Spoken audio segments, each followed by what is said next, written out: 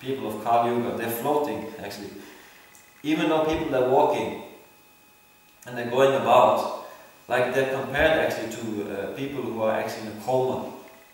Like it's, even though they're using their senses are completely controlled, and their minds are completely overcome by, you may say, the influence of Kali. You may say. They're completely on the level of the senses and have lost all higher knowledge. So in that condition, they're compared to knocked out people. They're compared actually spiritually to people who are half dead. They're not spiritually conscious. They are in a, you may say, we accept it as they're in a comatose condition, spiritual comatose condition.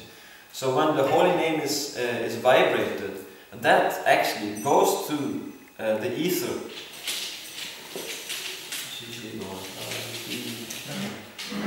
And it enters into the ear, and it may spark some symptom of spiritual life.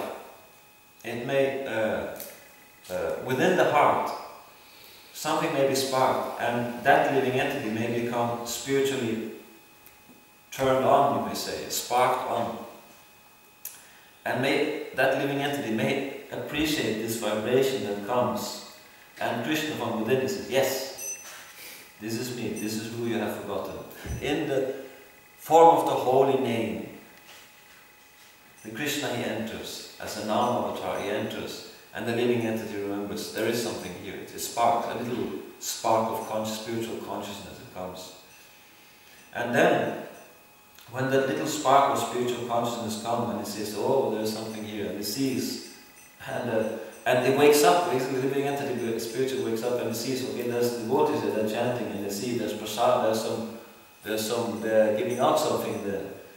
And they go to the table and get the prasadam, and the tongue, the sense of the tongue, the jiva, the uncontrollable, voracious tongue, it makes contact with the prasadam, and then another spark, another first aid, it hits like that. And some life, spiritual life can start maybe brewing within the living entity at this point. So life is gradually, the living entity coming again to spiritual life, waking up. And then when he gets a book, if that, you may say, in that condition, when they receive a book, they're already favorable, they're already a little bit, awake. And so when they get the book and read it, and when the honest person, you may say, is ready for it, he has the sufficient punya. As we know, jananam punya karamanam, tesam tattva pam jananam punya karamanam. So a person who has a sufficient punya, when he reads the words of Srila Prabhupada, is that when he's honest enough, punya. Punya means also you're honest. Have sufficient punya, that means you're honest at heart. So when you read the words of Srila Prabhupada, then that it can fully revive the lost spiritual consciousness. So that's we're going out to Kali Yuga, which is afflicted with distress because the culture has been lost. Kali has successfully destroyed the Vedic culture, you may say, at least in the West. The culture which we see in Bhagavatam, it has been destroyed. And we're bringing out first aid. And after first aid, we are giving Srila Prabhupada, which is the complete cure, actually, for the remedy of the complete cure for the ailment of the influence of Kali Yuga. So that's what we're going out with today, and we should know this. We should meditate like this. And this is how we do it. And actually the way we administer the medicine properly is that we simply engage ourselves with full enthusiasm and team spirit and, you may say, cooperation, simply for satisfying Krishna. We do Harinam Sankirtan Yajna actually simply to satisfy Krishna. We're not meditating on how the medicine goes out and how it works, because that's Krishna's business. Our business is simply to chant really nicely to satisfy Krishna. And we pray to Krishna that simply you be satisfied with our yajna, with our humble performance of yajna. And then we simply see how Krishna works his magic. How Krishna, he enables himself by his mystic power to enter into the heart. As Indra, he enters into Diti's womb with the motive to kill her embryo. Krishna, he enters into the body of the living entity through the ear, but not with the motivation to kill the living entity within, but to kill the demon. You may say that Lord Chaitanya, he came, you may say, not to kill externally, grossly, you may say, but he did come for one type of killing, one sort of killing. That was to kill the demon within the heart. So we actually say that the holy name, it enters into the heart and kills the demon. And some of us may have experienced actually, yes, this is a fact, that when we heard the holy name, when we chanted the holy name with helplessness, then a demon was actually killed within our heart. So that is all done by Krishna. So we simply do a yajna. That means a yajna is supposed to be done for the satisfaction of Krishna. The yajna purusha.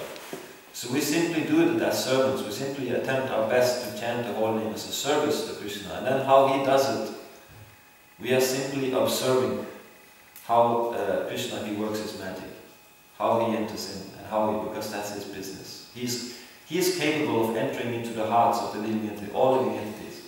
We are not. We are simply facilitating. We're just instruments in that sense. So that's actually our role.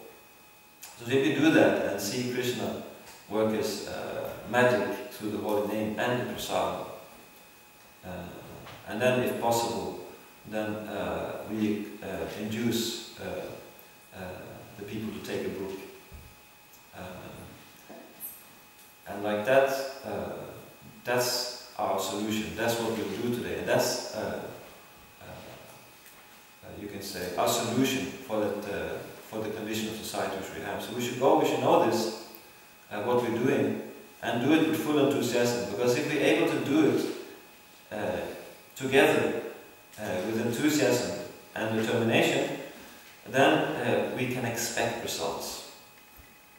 Because it's the order of Lord Chaitanya that he wanted this done. And we must know that he is actively engaged, that this is his desire, Lord Chaitanya's desire. And if we honestly engage ourselves without duplicity, engage ourselves in this service, then we can expect that, that the Lord will act. So with that I would like to end off here and invite you to have some comments or questions. I think you should be you first. Yeah, I just think that Indra was disguised. Okay. Yeah, because the verse before in 61, if you read that verse. Let's see.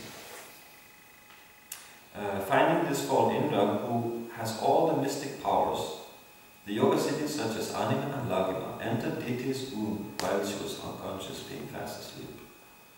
The purport in 61. A perfectly successful yogi is expert in 8 kinds of perfection. By one of them, called Anima Siddhi, he can become smaller than an atom, and in that state he can enter anywhere.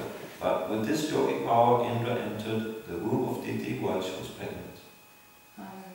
So there is a verse where it is said about a deer, that just like a deer, Yes, actually. A hunter of a deer, he Yes. covers himself with a deer skin. Yeah, that's actually the 58, so we read that. O King Parikshit, as the hunter of a deer becomes like a deer by covering his body with deer skin and serving the deer, so Indra, although at heart the enemy of the sons of Diti, became outwardly friendly and served Diti in a faithful way.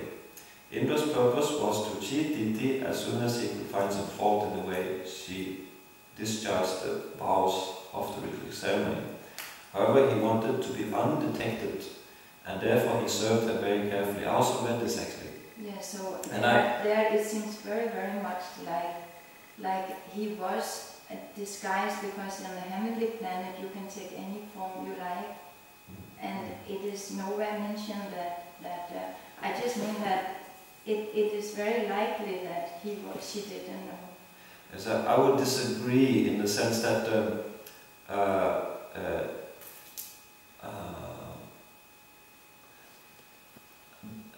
it says that examples here that one becomes a deer, hunter becomes like a deer by covering his body with deer skin and serving the deer. So that he wanted to be undetected, and therefore he served them very carefully. So he wanted to hide his motivation. So he wanted to hide something. What did he want to hide? So Indra, although at heart the enemy of the sons of deity, became outwardly friendly and served the deity in a faithful way. So the outwardly friendliness was, you can say that might be taken as the disguise. If it's an analogy, the outwardly friendliness is the disguise. Yes, so she was completely innocent in not knowing his motivations. She didn't know, because outwardly he put this disguise. Inside, the real Indra was that he was completely anxiety, and he wanted to cheat deity and wanted to destroy the embryo. So that is different from someone like this example where you put the Jarasandha, because there it was completely disclosed that we want to kill you. You know, with Bhima and Krishna visiting Jarasandha, that they just said, you know, straight up, we want to kill you. That only came as a disguise as Brahmanas. Yeah, first like that, but then it was completely disclosed in the beginning. Then when Jarasandha, he knew that because these Brahmanas, they don't look like ordinary Brahmanas. Yeah, I just think that these two examples were like not so comparable. So, but it proves the point that the Vedic culture, like these examples were given in order to establish the principles of Vedic culture. And I would say it's quite clear actually that in both cases you see that for higher principle, then persons are able to let go of an immediate grudge. So that was what was established. And this is actually the real point.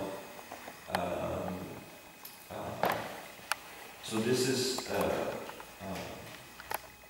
is what we see in these two cases, and that's for us relevant. It's practical, because we are also expected to get to that higher platform of existence. We are expected to control our mind and control our senses, so that we can let go of our lower propensities and make spiritual advancement.